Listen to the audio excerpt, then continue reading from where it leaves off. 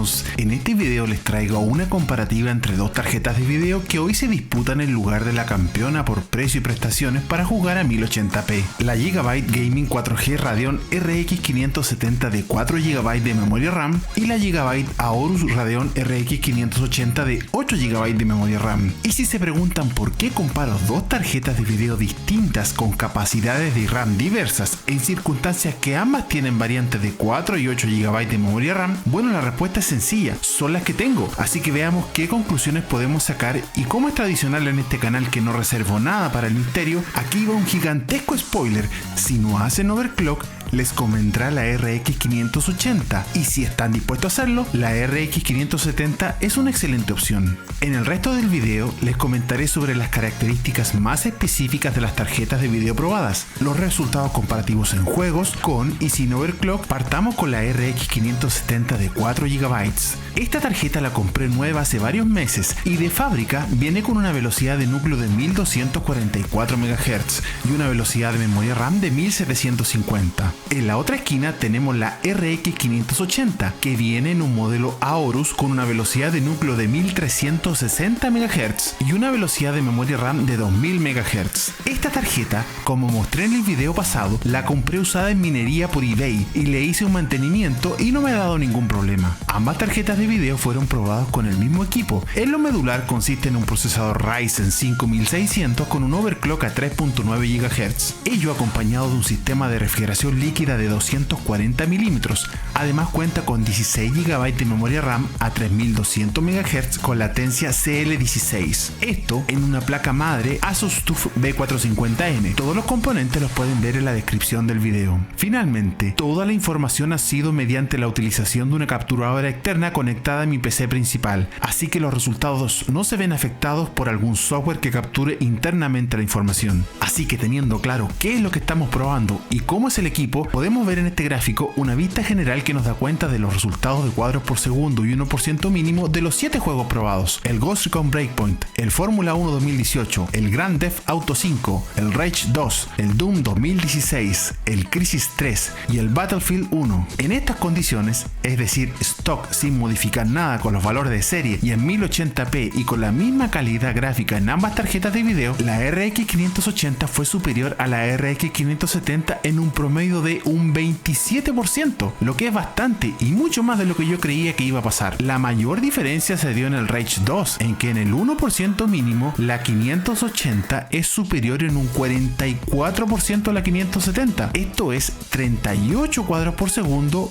versus 55. Otra diferencia grande se da en el Doom, también en el 1% mínimo, en que la 580 logra 100 FPS y la 570 consigue 72. Esto es una diferencia de un 38%. También resulta llamativo el F1 2018, en que la RX 580 es superior a la RX 570 en un 29%, tanto en cuadros por segundo promedio como en el 1% mínimo. Esto, que me pareció increíble, se debe a que el valor de serie relativo al consumo de energía de la RX 570 en este modelo en específico que yo ocupé viene muy limitado, y como vemos en la captura de pantalla, el consumo de la tarjeta de video no pasa de 90 watts, lo que hace que la velocidad del núcleo de la GPU se reduzca mucho, incluso más de 200 MHz menos que la frecuencia original, para adecuar su consumo a esos 90 watts. Ya veremos que cuando apliquemos el overclock y cambiemos este valor y liberemos las cadenas de la RX 570, la historia va a cambiar y muchísimo. Ahora, si vemos algunas de las imágenes de la captura de pantalla de la RX 580 y entramos un poco al detalle de esta GPU, vemos que incluso sin modificar sus valores de serie, su consumo energético es mucho mayor a la RX 570, ya que puede sobrepasar fácilmente los 130 watts,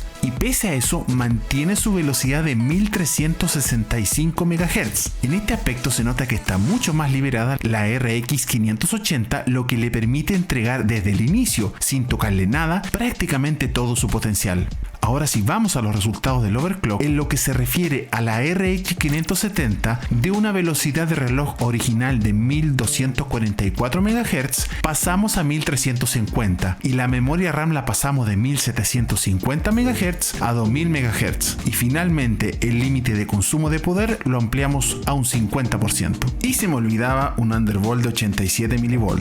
Si comparamos estos resultados con los datos de la RX 580 sin overclock, overclock, vemos que las diferencias se acortan sustantivamente, en que pasamos de un 27% de ventaja de la 580 sobre la 570 y ambas sin overclock a un 6% de ventaja, y hay títulos en que la diferencia se reduce a cero, como lo es en el Crisis, en que los cuadros por segundo promedio y en el 1% mínimo son exactamente iguales, 86 y 60 respectivamente. También es muy apretado el resultado del GTA V, en especial en el 1% mínimo de cuadros por segundo, en que con ambas tarjetas de video se obtiene 61. La mayor diferencia se tiene en el Rage 2, en que la 580 es superior a la 570 en un 10% en cuadros por segundo y en un 12% en el 1% mínimo. Esta diferencia igual es un gran avance con el overclock, porque antes de la distancia en los cuadros por segundo promedio era de un 28% en el mismo juego y de un grosero 45% en el 1% mínimo de cuadros por segundo.